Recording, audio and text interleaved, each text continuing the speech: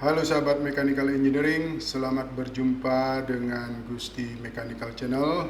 Channel ini sifatnya hanya sharing saja yang memuat materi dasar tentang Mechanical Engineering yang nantinya sahabat akan dapatkan di bangku kuliah.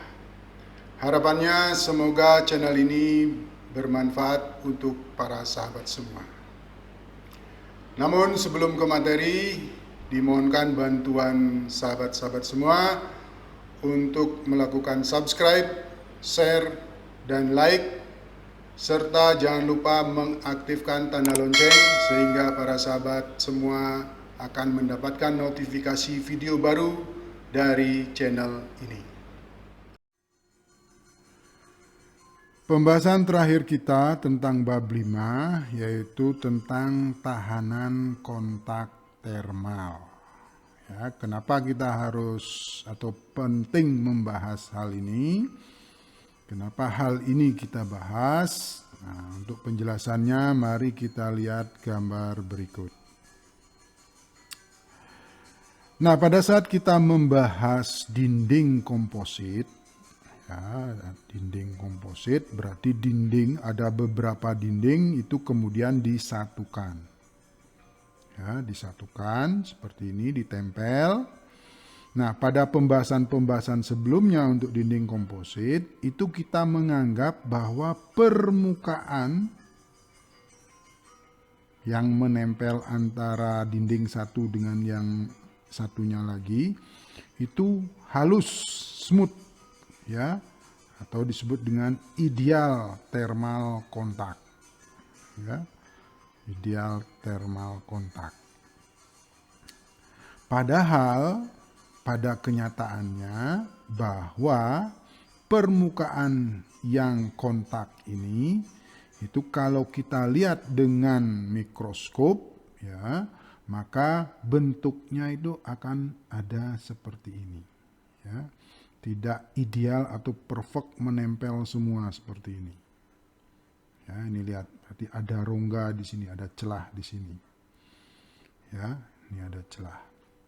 Jadi permukaan di sini itu mempunyai kekasaran permukaan dengan nilai tertentu, ya.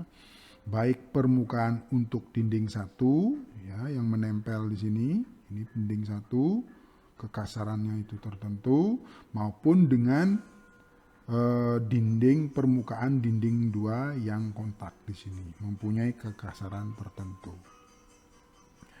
Nah, kemudian keadaan yang lain, pada saat kita menempelkan kedua dinding ini, maka di sini akan terjadi tekanan yang disebut dengan tekanan kontak atau kontak pressure. Ya, di sini. Jadi ini ada gas, ya, yang mengisi ruang-ruang ini. Nah, pada saat kita menempelkan kedua dinding ini, maka gas ini akan mempunyai tekanan, ya, yang disebut dengan tekanan kontak. Jadi seperti itu. Nah, akibat adanya kekasaran permukaan, ada rongga-rongga seperti ini, sebenarnya itu pada permukaan kontak di sini itu akan terjadi yang namanya penurunan temperatur. Nah, pada pembahasan sebelumnya untuk dinding komposit itu ideal. Nah, di sini tidak terjadi penurunan temperatur seperti ini. Kenyataannya itu adalah ada penurunan temperatur. Nah, makanya perlu kita bahas yang namanya tahanan kontak termal ini. Nah, untuk persamaan perpindahan kalor yang terjadi pada permukaan kontak, itu kita dapatkan bahwa laju perpindahan kalornya itu sama dengan laju perpindahan kalor yang terjadi pada permukaan yang kontak. Ya, ditambah dengan laju perpindahan kalor yang terjadi pada permukaan yang tidak kontak. Ya, ini paralel, ya. Ini adalah persamaan laju perpindahan kalor total untuk yang paralel. Coba nanti dilihat lagi materi untuk dinding komposit paralel, ya. Jadi ini. Nah, kemudian persamaan ini kemudian diidealisasikan karena sebagian besar itu adalah terjadi pada yang tidak kontak, ya. Ini berarti ini ada konveksi di sini, ya, konveksi. Maka persamaan laju perpindahan kalornya kemudian diidealisasikan sebagai berikut, ya. Jadi ini adalah persamaan laju perpindahan kalornya, yaitu HA delta T, ya. Seperti kita ketahui bahwa ini adalah persamaan untuk konveksi, ya. Nah, HC di sini itu bukan lagi koefisien perpindahan kalor konveksi karena terjadi di permukaan kontak, maka ini disebut dengan kontak konduktans. HC ini adalah kontak konduktans, ya. Jadi seperti itu. Nah, kemudian dari persamaan laju perpindahan kalor ini kemudian kita bagi dengan luasannya, ya, luasannya. Jadi laju perpindahan kalor, ya, dibagi dengan A itu hasilnya adalah heat flux, ya, heat flux, ya, heat flux. Nah, dengan membagi dengan A, maka hasilnya adalah seperti ini. Ya, ini sudah dilanjutkan penyelesaiannya. Ini adalah heat flux, ya. Berarti heat flux sama dengan HC kali delta T. Delta T untuk permukaan kontak di sini, ya.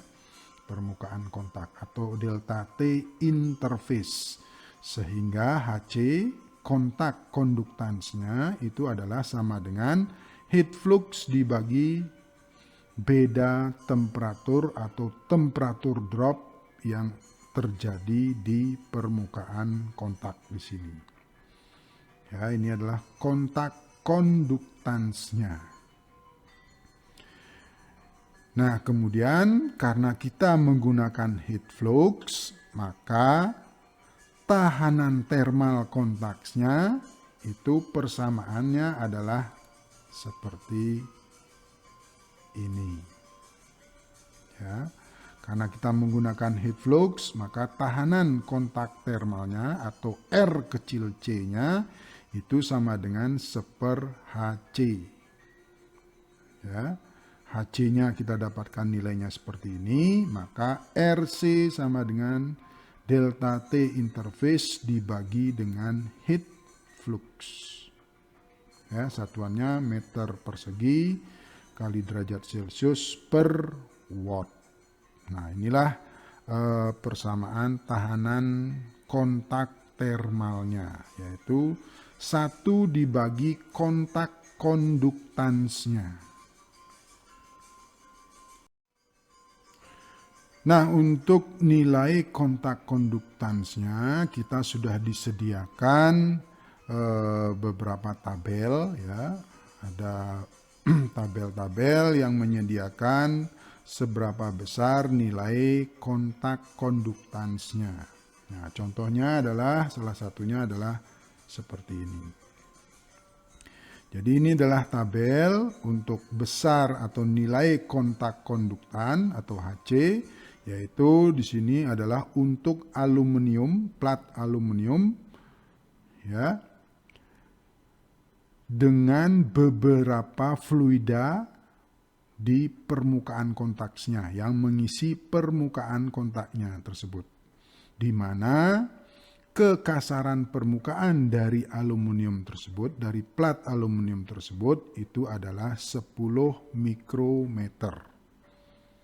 Dan tekanan kontaknya itu adalah 1 atmosfer. Ini catatannya ya, catatannya itu seperti ini. Jadi ini adalah nilai kontak konduktan untuk plat aluminium yang mempunyai kekasaran permukaan 10 mikrometer, di mana tekanan daripada fluida pengisi rongga-rongga permukaan kontak tersebut itu adalah 1 atmosfer. Nah, fluida yang mengisi rongga permukaan kontak tersebut adalah udara, ya, udara. Maka kontak konduktannya adalah 3640 watt per meter persegi derajat Celcius. Kalau yang mengisi, fluida yang mengisi rongga-rongga kontaknya adalah helium, maka Hc-nya adalah seperti ini dan selanjutnya. Ya, ini contoh dari nilai kontak konduktannya.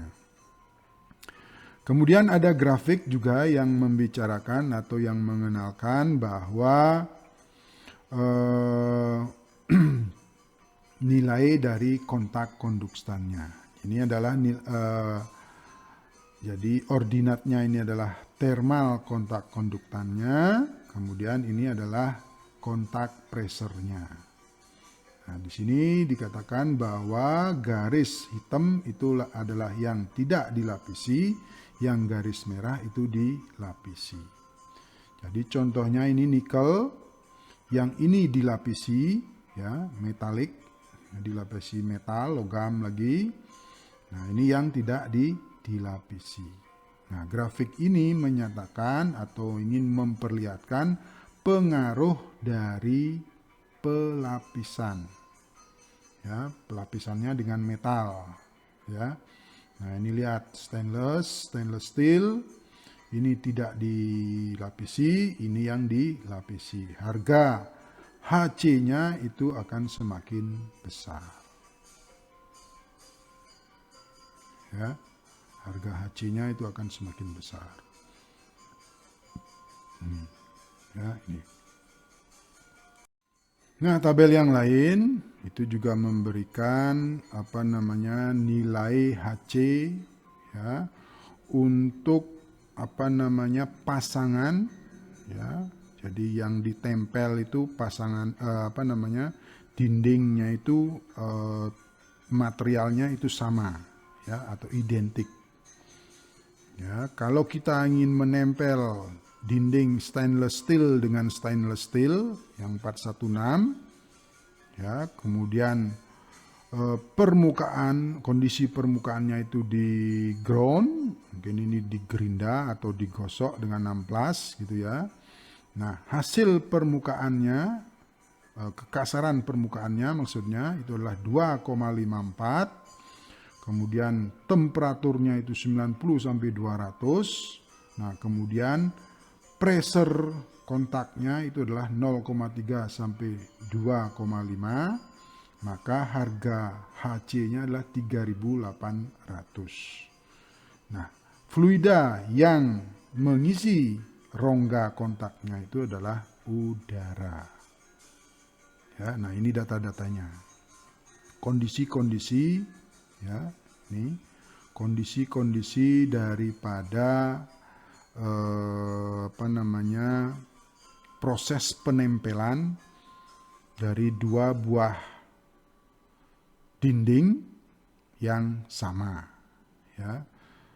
Surface conditionnya di ground, kemudian kekasarannya seperti ini, temperaturnya sekian, pressure kontaknya sekian, tapi fluida yang mengisi rongga permukaan kontaknya itu adalah udara.